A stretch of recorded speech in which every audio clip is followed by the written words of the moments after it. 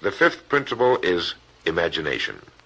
The imagination is literally the workshop wherein are fashioned all plans created by man.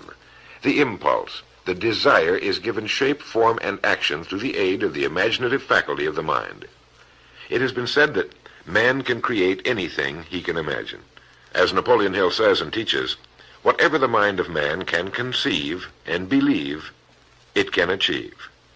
Man's only limitation within reason lies in his development and use of his imagination and subsequent motivation to action.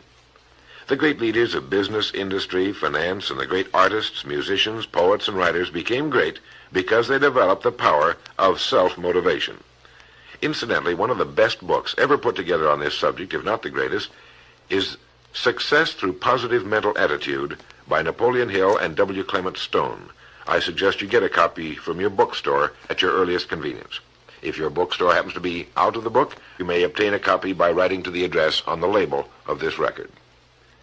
As you go about your daily work, think constantly of ways in which it could be done better, more efficiently. Think of the changes that are inevitable. Can they be made now? And if you feel limited, remember the words of the late Frank Lloyd Wright. He said, "The human race built most nobly when limitations were greatest, and therefore when most was required of imagination in order to build it all. Limitations seem to have always been the best friends of architecture." As you build your future from this point onward, don't concern yourself with limitations, but remember that they may be your best friends, since they require imagination if we're to rise above them.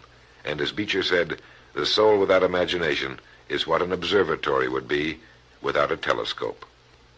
Now, if you'll turn this record over, we'll get to the sixth principle.